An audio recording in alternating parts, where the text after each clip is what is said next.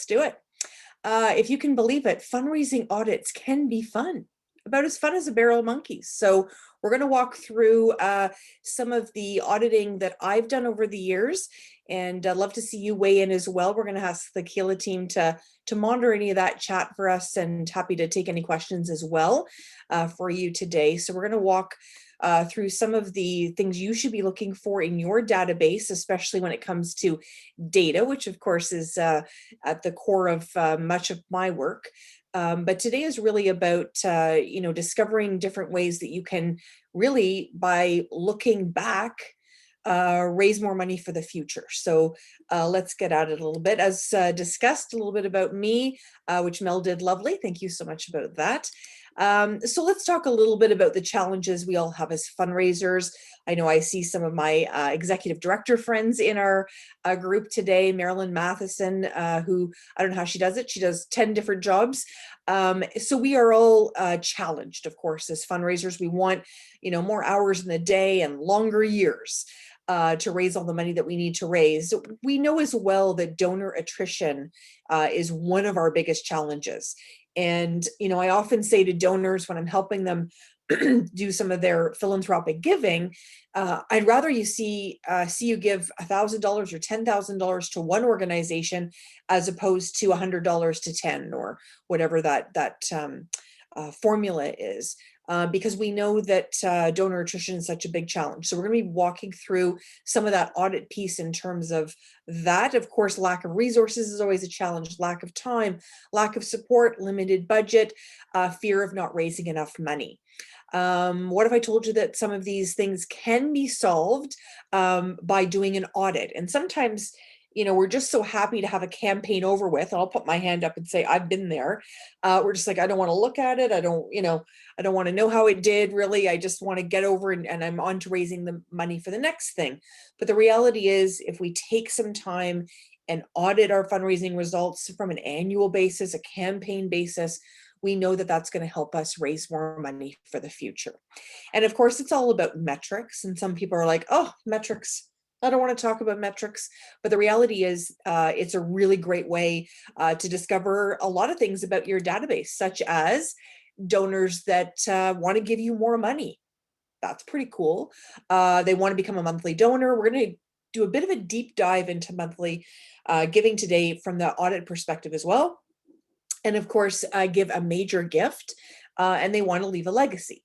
And we know that the biggest challenge I certainly found for myself when I was sitting in the chair of a director of development was acquiring those new donors while cultivating those current donors. So it's a real challenge to be able to keep filling that funnel while also making sure the people that you already have on board are cared for. When we think about the audit process, we hear audit, we think CRA, or at least I do, and we're like, that's the last thing we want. But we know that this is meant to be not a punitive thing in terms of auditing your fundraising work. It's really meant to benefit. Let's talk a little bit about why that is so important. So, I always think about fundraising in this kind of acronym. It's SMART fundraising. We want to do that stewardship. Those metrics are really key. The ask is really key. Retention and target. If we sort of take this acronym and break it down a little bit more, 3 out of the 5 items here really have to do with auditing. They have to do with auditing in terms of metrics. You want to see exactly where your organization is going. They have to do with an audit in terms of retention, in terms of how you're retaining those donors, and of course, targeting those donors for a future ask. And once again, we're going to do a bit of a deep dive into monthly giving. So I really believe, and so many of us that work a lot in donor data, we really believe that donors speak to us through the data. So what if we thought about that as a fundraising audit, as opposed to, something that maybe isn't so pleasant? Because really donors are speaking to us in many different ways through the data, and sometimes we aren't hearing what they're saying. So we want to make sure we do that. Donors tell us a lot if they only give us one gift. What are some of the things you think donors are thinking when they only give one gift? Well, I think sometimes it's a go away gift. It might be something, maybe your buddy is, running in a race and it's for charity and he doesn't really care what charity it is. It's your, here's 20 bucks. So you go and do your fundraising, but the person isn't really attached to your organization. Sometimes people give one gift to test the organization. They may not get a tax receipt. They may not feel engaged. They may not feel thanked. They may feel that they didn't get the kind of information or make the kind of impact. There's lots of different reasons why people only give one gift. So we want to make sure that we're monitoring that. How many people are only giving one gift? Because we want to make sure we put our resources directly where we want them. And of course, we're going to talk a little bit about that. Of course, they speak volumes when they have become a monthly donor. They're really saying to you that they believe in your organization. They're passionate about what you do. And there's so many organizations, certainly a lot of my clients, they don't know what they would have done without monthly giving during the pandemic. They just don't know what they would have done. So in terms of monthly giving, we know that sustainable giving, and we want to make sure we're looking at the numbers. How many monthly donors are you losing annually? How many monthly donors sign up for one opportunity to give and then they're like, they have donor remorse, which we never want them to have that. They say a lot to us, donors overall, if they give consecutively for 10 plus years. I had the pleasure of working with an organization and calling 3,000 of their donors. And I was phoning donors that had been giving for 25 years. It was remarkable.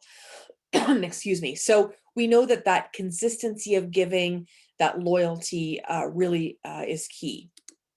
We know as well, and you may not be monitoring this, but I really suggest you do the metrics on this piece, especially because this time has been so challenged with special events. Really, they haven't been happening, that we want to ensure that we're seeing how many people are only giving to us through special events.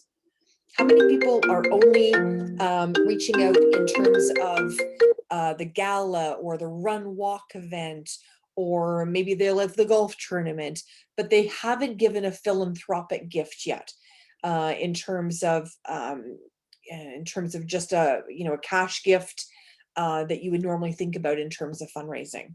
So we want to make sure you're looking at that. And a special events audit, I could do a 4-hour webinar on that, because I think those aren't done enough either. So a lot of times, once again, people are just so happy to have the special event over that they just start planning for the next one without taking a peek at, are any of these special event donors turning into donors, if you will. So something to think about. And of course, we know that donors want to leave a legacy gift. And it's really important, obviously, to connect with these donors. I've told the story before. I'm 50 years old and I've had 5 wills. Now, part of it is because I tend to collect husbands. So, get a husband, get a new will, say goodbye to that husband, get a new will. You get the idea.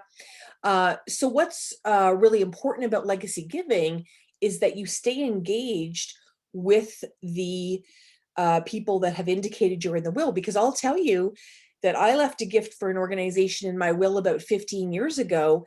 And when I did my new will in 2017, I didn't include them. I didn't feel connected anymore. So it's really important to stay on top. But ensuring that you include legacy giving in any of these audits. We tend to sort of take legacy giving people once they've said we're in the will, and we sort of package them up and put them over here. And I don't know, unless we have a full-time plan giving officer, they tend to get the attention that they need. So something to think about. And of course, we all know we can't manage what we can't measure. So something to think about as well in terms of our audits. I love this big, beautiful birthday cake, and I'll tell you why. Is because it reminds me a lot of what we do for a living. It reminds me of the layers that we have in our organizations. And I don't know about you, but I tend to see, that strategic plan, maybe live on the executive director's computer, and maybe the case for support is on the director of development, and maybe that fundraising plan is with a manager of philanthropy, or maybe you're the only person and all of these live on your machine. And then of course your stewardship plan and your communications plan. The reality is each and every one of these is driving towards that audit piece. We know the strategic plan, if it's done well, has some of those measurable results in it. We want to see what you've done, how many new donors you have. However the strategic plan looks for your organization, there tends to be something in there about how we're measuring that we know we're moving forward. And then of course your case for support, sometimes there's some numbers in there. But a lot of people, when they're doing their fundraising plan, don't include the metrics piece. So we want to make sure today that you hear nice and loud that that fundraising audit should be right in that fundraising plan, which of course helps to guide the stewardship, who to contact, who to reach out to, who to look at more capacity from, etc. And of course, all of it oversaw by the communications plan to ensure those key messages are getting out there. Now, why do I use a big, beautiful birthday cake? Because just like this cake, we shouldn't really be sort of taking these documents layer at a time. Just like this cake, we should be taking a nice big slice out of this cake and including all of these things in the work that we're doing. So often our strategic plan is done and then we sort of pack it away. We dust it off in 4 years and say, okay, now we need to see how we measured up. It tends not to be reflected in the case for support. The case for support sometimes isn't reflected in the fundraising plan and in the stewardship plan and the communications plan. You get the point. So this is a really important piece, especially when it comes to that audit piece. So let's get into some of the numbers. I'm hoping you're creating something like this for yourself, whether through Keela or on your own. This is something that we do for our clients. So there's a lot of information here. We're going to focus on a few pieces. So don't be worried if you can't see it all. I'm blind as a bat too. So we're going to walk through this together. So this is an executive summary of giving, and this is great from an audit perspective to be able to show your, not your donors, your board members, if they're on a fundraising committee or potentially, obviously, your senior leadership team. So you want to be able to see year over year how much money you've raised. So in particular, this particular year, you can see in 2019, for instance, this organization raised over $1.4 million. Things we want to make sure that we have in this document are the number of gifts. In this case, over 8,000 gifts, and we can see the trending is really important. If you haven't started to do this, it's really something that's great because once again, you have a benchmark to go off of. You can see gifts per donor, which is really important as well. And then that average gift. So you can see here in this particular example, $184 is the average gift. You can see it's down from 2018. And then of course we have revenue per active and average long-term donor value, which we're going to go into in depth in a second. And of course the number on file. And the number on file is really important because this is kind of, and I've sort of used this phrase a lot in the talks that I've given, but you want to fish in your own pond, right? You want to see the number of people that are in your current database and really make sure that you have connected with all of those donors. But really important, and so many organizations are not doing this, is they don't see the percentage of people that are actually active. So they might be really excited about the fact that they have 18,000 people in their database, but they don't necessarily have the percentage of the number of donors that are actually giving. So what you can see in this case, it's 16%. Isn't great. So you can see how they've declined year over year. And to my point earlier on, hard to keep an eye on both that new donor and that cultivated donor. Okay, so something to think about there. And then of course, the number of renewed, so important. 1.4, 1,400, just over 1,400 renewed donors there.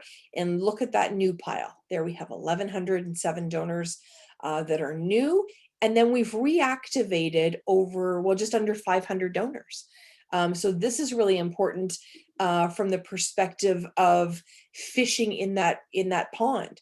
We have these 18,000 donors. We only have 3,000, well, close to 3,100 giving to us. Where's the other 15,000 and why aren't they connected to us anymore? And that is a really important piece. That's really what you're trying to figure out in terms of the audit. Find out where some of these donors have gone, and best is to reactivate them. We know we don't look at the stopped giving in this year because they haven't had a chance to yet. So we scoot back 1 year, and this is the number of stopped giving for this particular year. Just under 2,000 donors have stopped giving. A lot of people, you know, a little bit nervous to look at that number, but it's something that every single shop is dealing with. Okay, so let's get into something that I think is really, really important. Is there any questions before we get started? I'm seeing a bit of action in the chat. Is there anything I should be watching for? Yeah, there is one question from Anne, and maybe you can answer this at the end, but I'll read it now just in case. Can you discuss later pros and cons of direct legacy giving versus donor advised funds earmarked for your organization, perhaps via a local community foundation? Which model appears more to what kind of potential appeals rather more to what kind of potential donor? Yeah, you know, this is a great question. So I'm going to save that till the end and we'll come back Yeah, and chat about that, Anne. Great question. perfect. Don't let me forget, Mel. Okay. I won't. Okay, so let's talk about second gift conversion. So of course, how many donors gave for the first time and how many have given for a second time? So this is really that that number that's really crucial. A lot of people tend not to measure this, but I think it's one of the most important things. There's one thing you take away today. If you're not doing second gift conversion, please start doing second gift conversion metrics and as part of your audit. This is a metric that will be so key for you because, as I said earlier, I think each and every one of us could get $100 out of a donor. The tricky part is getting that second $100 gift or that $200 gift. It's really crucial to be measuring this. And we know that 40% of donors are giving a second gift, and many are lower than that. So many people are seeing, you know, they get 10 new donors and they're only seeing maybe 2 or 3 return. And you know how hard you work for those new donors. So we don't want to give up on them that easy. So when we think about second gift conversion, this is a great sort of way to look at it. We know we tend to skip the year that we're doing just because they haven't had a chance to maybe give. So we sort of scoop back a year. So you may want to look back at 2020 in your case. You can see how many people were acquired during that time. So we attracted 1,400 donors, close to 1,500 donors, and only 325 of them, by the time we ran this, which was the end of 2019 in this case, have given a second gift. That is 22%. We know that the revenue there is $156,000. We know the number of gifts were 718. So what does that tell us? Anybody want to guess what that tells us when we see the number of gifts compared to the number of donors? Anybody want to take a guess in the old chat box? I'll give it a second. Yes, multiple gifts. So we're talking about monthly gifts, reoccurring gifts, all of those pieces. So we know that that's an important piece, and we know the average number of gifts in this case, 2.21, and we know the average gift amount is 217. And we know the average revenue per donor. So this is something, can I just get a quick, in terms of the chat, can you just give me a thumbs up or a yes or something if you're measuring this in terms of your own fundraising audits? Love to know how many people are focusing on second gift conversion. It's one of those metrics that, people tend to do, the normal renewal and retention. Okay, that's great. There's some people doing it, not yet. That's okay. We've got some yeses, which is fantastic. So thank you so much for sharing. And it was just to give a bit of a glimpse.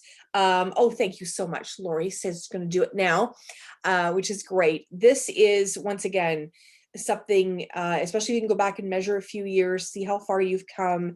I think it will really impact you. And because we know we don't want that transactional fundraising, right? We don't want to focus on just the single gifts and just that immediate ROI. And we don't want that, just that urgency to get the $100 and get out, right? This isn't a transaction. This is a relationship we're building. We want it to look more like retention of donors and lifetime value and donor relationship, and that long relationship, of course, and that high donor relations. And sometimes our boards don't have the patience for this, but the reality is, especially now, we need to get closer and closer to the people that we are already connected to. And that's why the audit is so important, because we're going to see exactly what's happening in our databases. And of course, I love looking at this particular metric. So this is the number of new donors who continue to give. So let's give an example. If we go all the way back to 2011, which feels about 1,000 years ago, we know that in that particular year, there were 2,778 new donors acquired. We can see that 508 gave in year 2, and you can see that number start to dwindle. So can you even imagine, and I know it's not 100% realistic, but had we kept even half of these donors?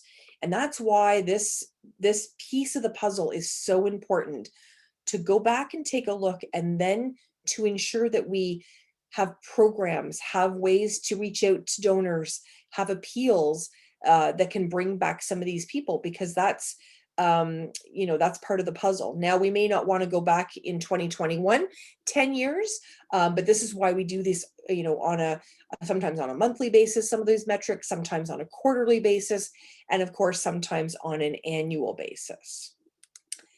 What do we know about metrics and memorial and tribute gifts and special event donors? Anybody want to wager a guess?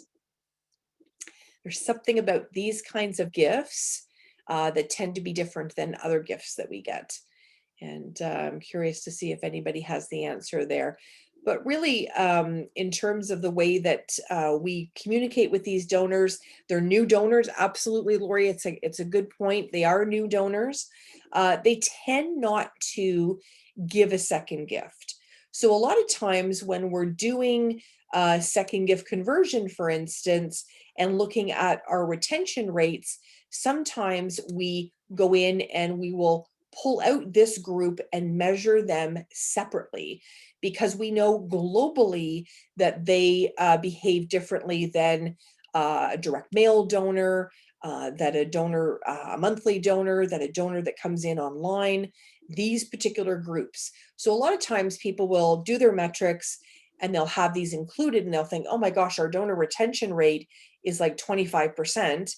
They pull out these groups and their donor retention rate for donors is about 40%. So we see this time and time again. So you may want to, when you're doing your metrics, ensure that you see how these donors are behaving a little bit different.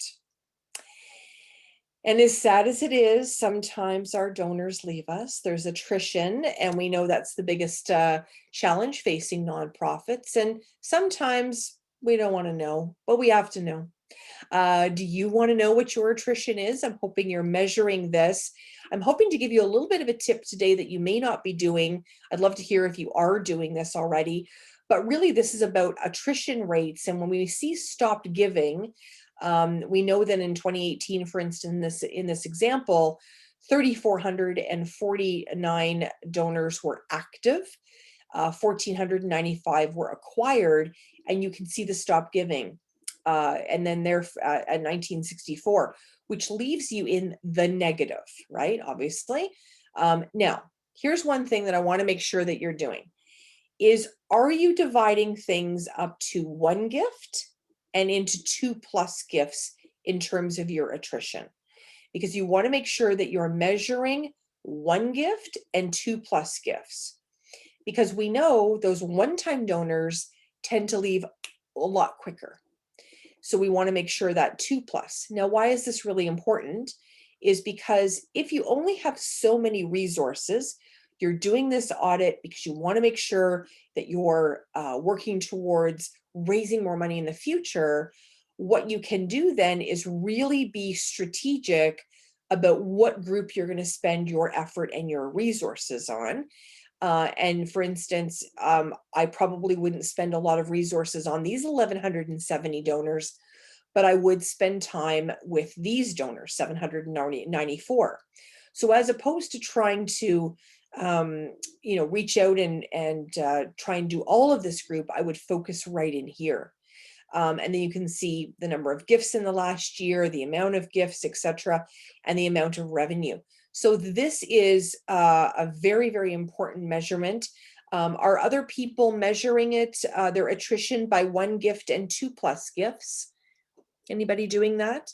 It's something that can be, sort of give a clearer picture of the work that you're doing. You can let me know there if you want. The other piece that we wanted to spend some time together today is talking about long-term donor value.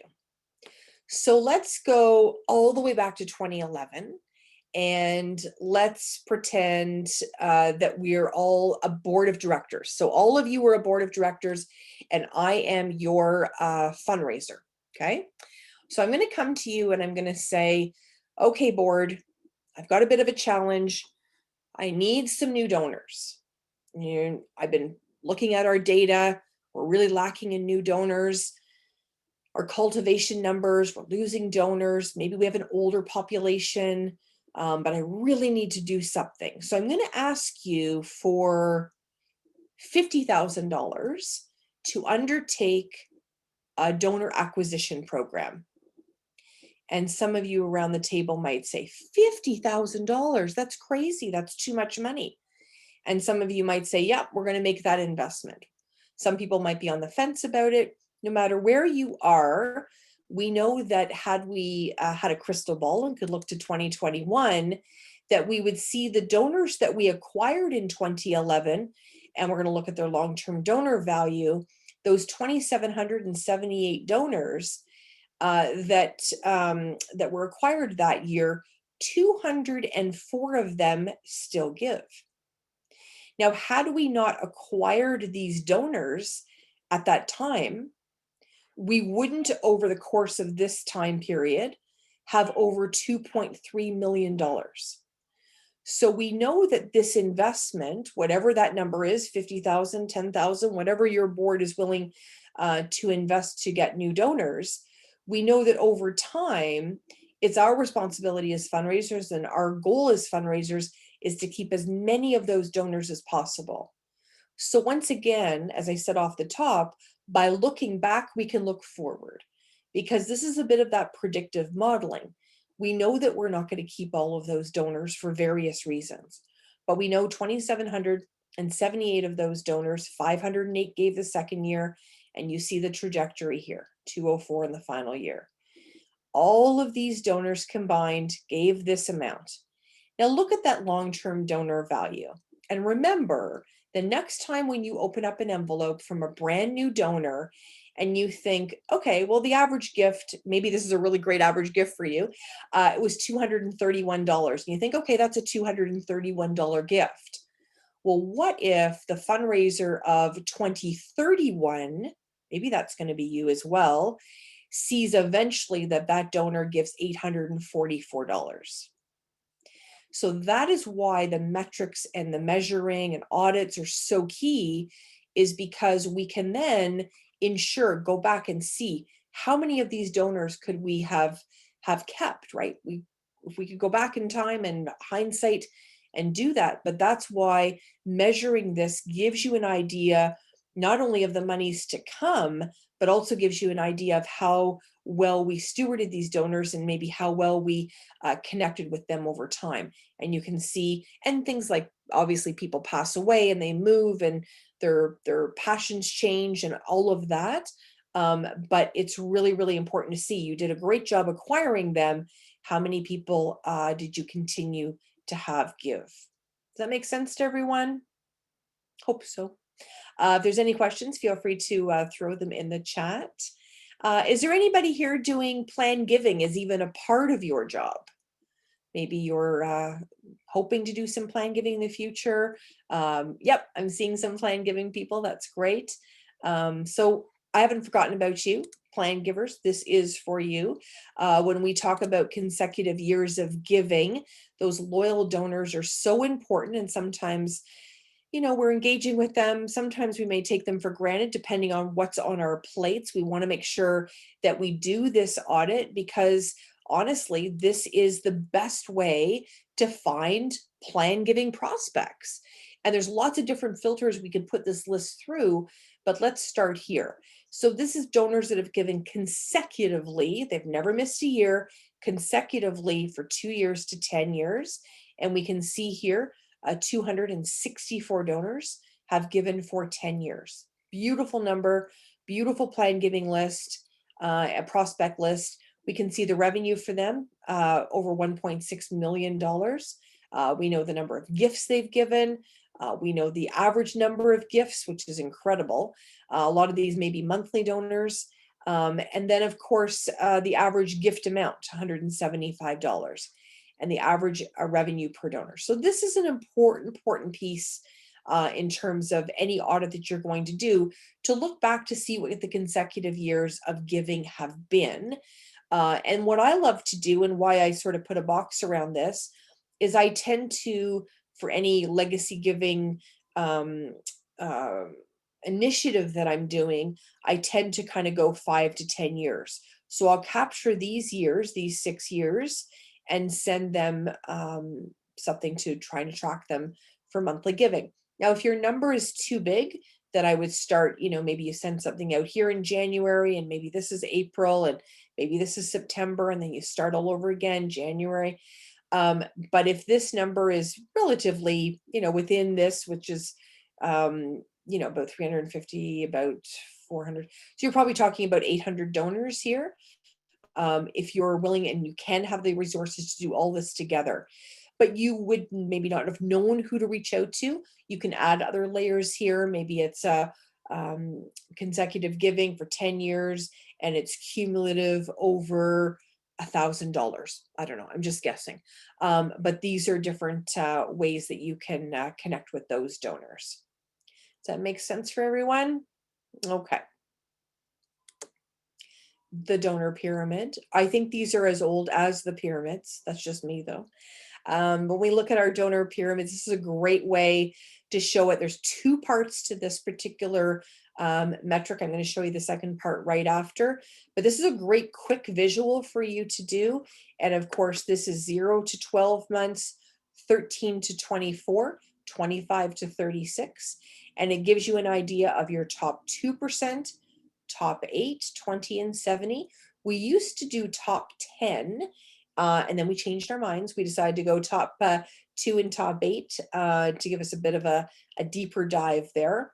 And you can see 13 to 24 months, and you can see how we break it down, and of course, 25 to 36.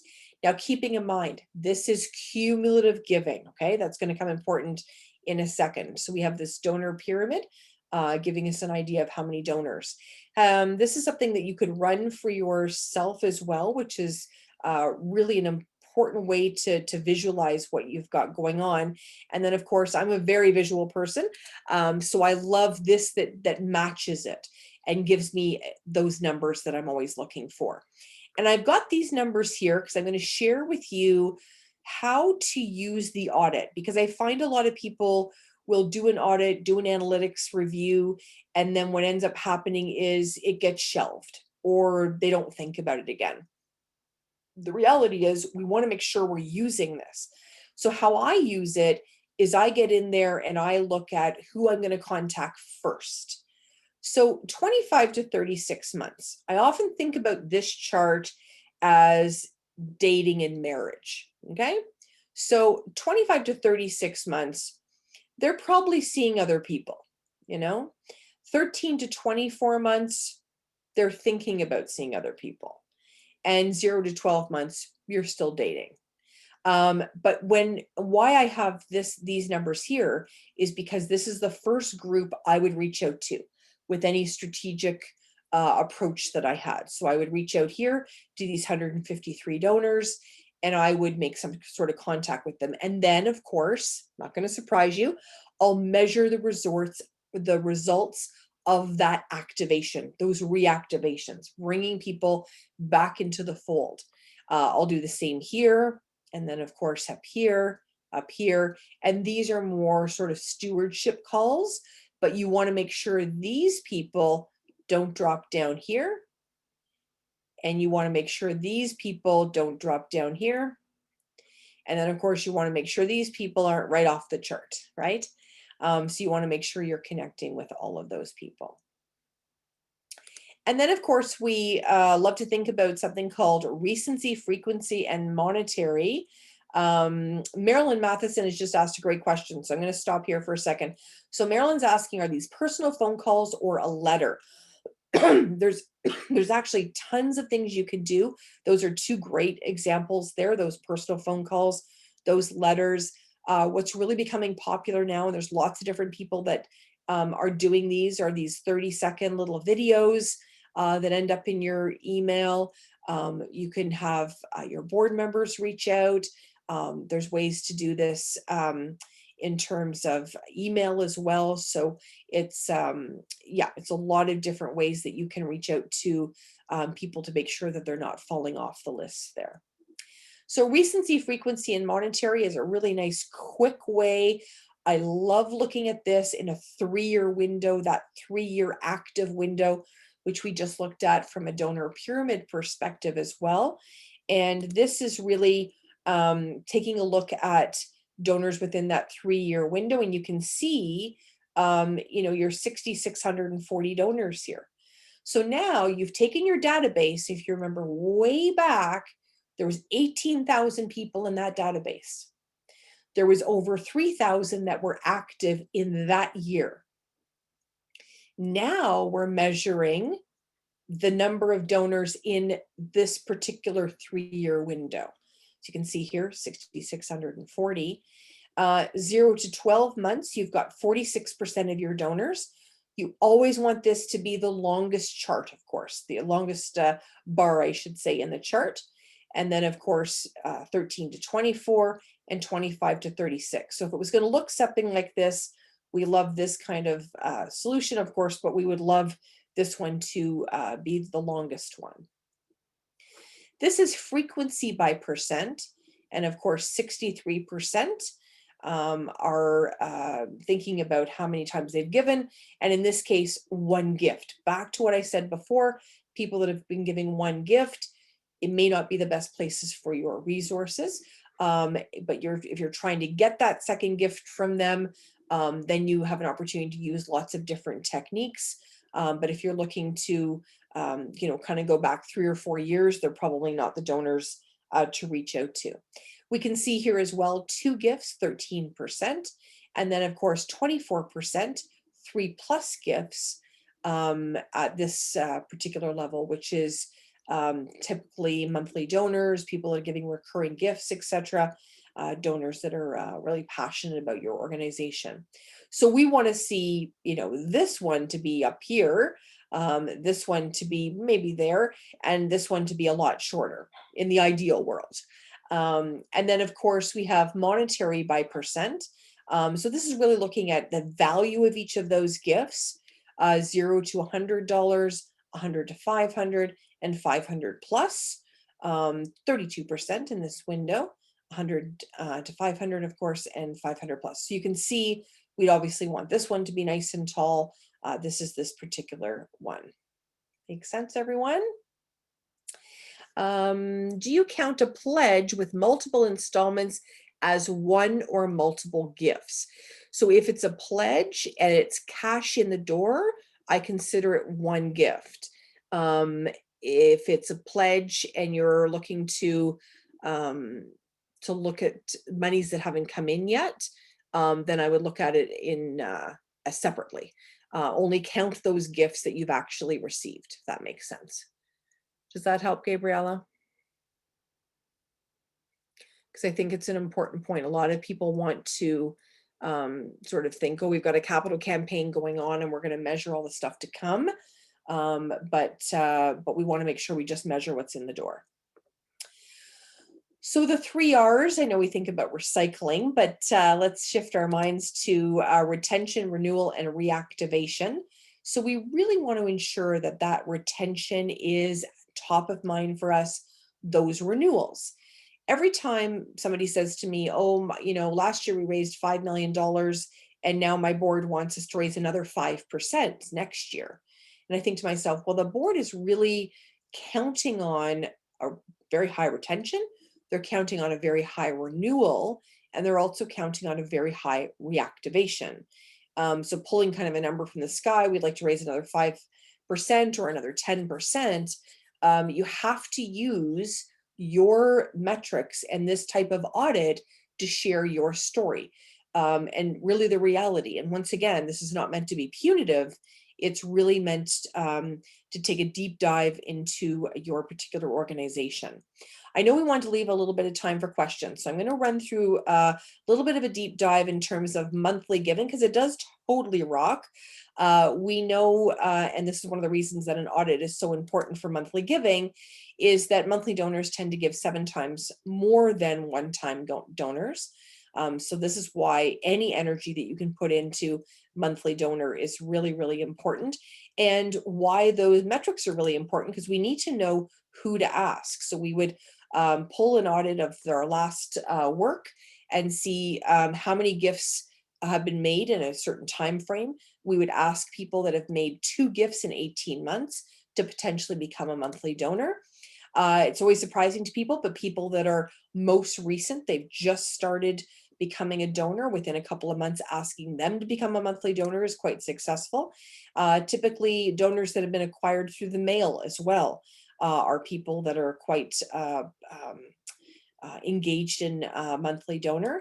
And once again, those brand new donors, brand new donors, never seen them before, really important as well. And then the lapsed in times of crisis. So we know that, for instance, if there's a big emergency situation, of course, we've all been through that, that sometimes you can go back to those donors and connect with them to talk about the fact that monthly giving would be a great option. You're hoping a great option for them as well. And then, of course, anybody that's given through multiple channels is always a great way to connect for monthly giving asks. So I wanted to give you some examples of how to actually do that when you have an audit, because once again, breaks my heart when I see people go through this process, go through all the hard work it takes to get here, and then it gets shelved. It's not used. One thing I just want to talk about really quickly is how important it is. Whoever's entering your data, I consider them data royalty. It is not an easy job. Sometimes it's a very thankless job. Sometimes people just share the mistakes they find, and maybe it is even you that made it. But people can be sometimes not as kind to people that are entering the data. And I think they're royalty. Honestly, I couldn't do it. So it's a really, really important job in any organization. And we want to make sure that when you're doing that, that you're also auditing those donor profiles as you go along. I had a situation, as I mentioned earlier, I was phoning 3,000 donors for one of my clients. And I can't even tell you, there was every single which way to spell crescent and say crescent and all of those things. So any of those audits you can do on your donor profile to make names spelt right and all those things are really important. And of course, we can only have the kind of audit we do with integrity is because we spend some time working on that, and we want that appeal code to be easy. I have people literally send me pages and pages and pages of data codes for the fundraising that they're doing, and it's just becomes a bit of a dog's breakfast. So you want to make sure you've got easy, you want to clean that data regularly. You want to have a no garbage in rule. Sometimes people say garbage in, garbage out. No, how about no garbage in is a great way to start. And of course, those deceased donors, so those donors who have passed away, really important to not only write in the notes that that donor has passed away, but it's important to check that box. And so often we find that that hasn't happened. And of course, limiting the access in terms of who can add, particularly who can delete, all of those things to ensure duplication and all that kind of stuff is really important. I'm going to take a little bit of just a window here to see if there's any questions. I think, oh, I do see some questions, which is great.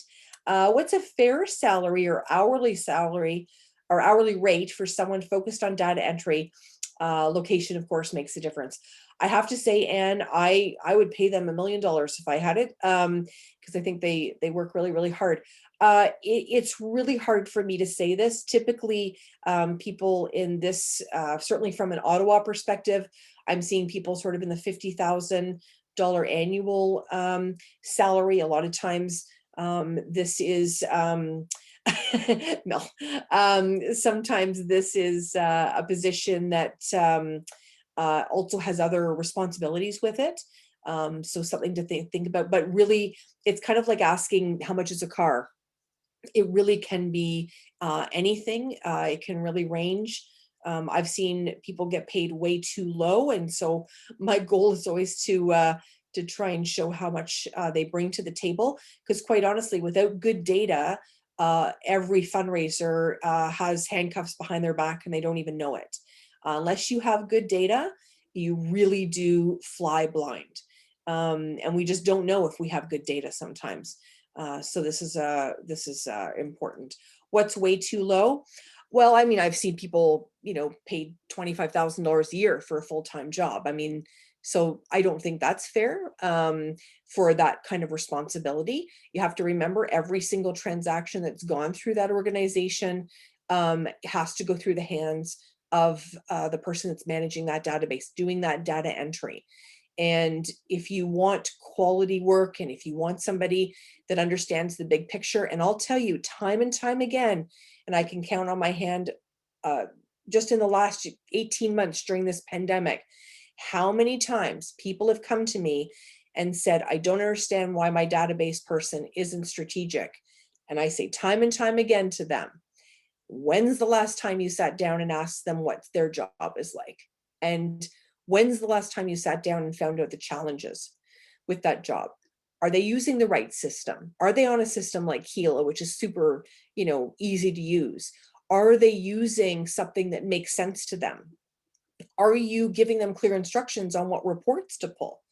I really think this is a position that just doesn't get the credit it deserves. It really is a foundation position for every one of our organizations. And I remember particularly working with a woman that was an absolute genius in our organization. And I honestly, and I'm not saying this about me, I'm saying this about her, I was the only one that really noticed it. Everybody just kind of, if something was spelt wrong or something, they would go running down and give her heck for it, as opposed to congratulating her for, processing 1,000 donations, in a very tight window or whatever. So anyway, it's just a little bit of I'm on a bit of a soapbox about it, but I feel really, really strongly that data people need to be brought into the bigger conversation. If you show people that are entering your data why each and every keystroke is key for that organization, you will really benefit from that. If they don't understand why it's important to get a name spelt right, or they don't understand the the importance of getting out receipts quickly, or any of that, it is honestly, I think one of the things that can hinder your organization the most. And what's so ironic about it is that a lot of times senior management don't even understand that, they're looking at their fundraisers, wondering why they can't raise money, but they're putting out a direct mail piece that has, half of them don't have postal codes on it or whatever. So I just think part of that is just realizing how important it is for that position, directing that position, bringing them into the conversation. in the example I was sharing a minute ago, we used to have meetings, staff meetings, and that person was never included. And I just went like, how, why? And she started coming to the table, and I'll tell you, it was one of the best things that happened. Yeah, she was brilliant. Examples of a good job description to recruit a data manager. I have, I'm actually in the process of hiring for a really position that would be higher than this. But I do have a position, a couple of examples that I can certainly share in terms of a database person. The person that we're hiring right now is that strategic, really strategic data person that can pull those reports, understand what this audit is like. But I'm happy to share that with you, Anne, if you want to touch base with me afterwards. I could talk forever, as everybody knows, but I want to welcome everybody to download a free sort of example of all the examples I gave you today. There's about 27 different versions. Of course, Keel is doing great work in this area as well, but you're welcome to download this from Griffin Fundraising. You could then basically what I like to call R&D, which is mostly research and development. I like to call it rob and duplicate. So feel free to take the sample that I've shared here and try in your own organization to choose a number of these to try and measure. And I'm going to say right off the top, we work really hard, like really hard. So be gentle on yourself. Perfect is the enemy of the good. If you do one thing today differently, maybe it's second gift conversion, maybe it's long-term donor value, maybe it's consecutive years of giving, try one thing, and then maybe in a couple months add a second thing. This is a practice of fundraising, right? We work all the time to try and get better at this. It's not all going to turn on overnight. We know you're juggling 1,000 balls in the air at once. So be gentle on yourself. Try one or two of these things we've talked about today. If you get to all of them, yay, I'd be so happy. But at the same time, just make sure that you're being gentle on yourself, because it has been a very challenging time for people. And I see each and every one of you, how hard everybody's working. And I just want to say thank you so much. And it's always a pleasure and an honor to spend time with my friends at Keela and all of you. So feel free to reach out to me and connect with me. I'm happy to help in any way. And there's my friend Mel. Hi, Mel. Hello, thank you so much. I didn't mean to rush you there. We did have a few other questions actually in the Q&A box, so I was hoping we could get to them quickly before the end of time here, if you don't mind. Sure, and we know Anne asked a great question way back here. Yes. Yeah, so pros and cons. Sorry, Mel, I'm taking over. No, sorry. no, go ahead. So the pros and cons of direct legacy giving versus donor advised funds. There are pros and cons to both. So from a legacy giving perspective, there's a little bit more control if you're doing your own legacy giving, but on the flip side of it, it's work, right? And it may be a position or a position and a half. So there's resource allocation there. But I will tell you, a legacy giving, even if you do anything, just, send a letter to 200 of your of the longest giving donors. I mean, you can do little things to try and work your way there. The donor advised funds earmarked through the local community foundation is definitely interesting. You were going to find, just like buying a car, like I said a minute ago, you're going to find donors that love the sedan, which is maybe what you've got, and you're going to love people that love this SUV, and that's what the community foundation offers. If you're going to, I would try to choose one of them so that it's not complicated for the donor. Yeah, is there other questions? There are, thank you so much. Question, I was wondering if you have a best practice method to calculate average gift size when there are multiple large outliers. Yes. So, okay, so who's asking this question? It's an anonymous attendee. Oh, okay, no problem. So the question that I would do there, or like the strategy that I would have there, is to pick a gift threshold. So a lot of times when we're doing our work at Griffin is we'll say to an organization, do you want to cap us at $25,000 or $10,000, depending on the organization. Some organizations, like we do work for big universities and we do a lot of work for hospitals. We do all the hospitals pretty much. Then what we do is we use sometimes $100,000. So those outliers, and we always tend to pull out those legacy gifts as well, because they tend to skew. And then at the flip side, I tend not to include gifts under $10. Hopefully that was helpful. For me, it was at least. So thank you. Quick question from Joseph. You speak about a database.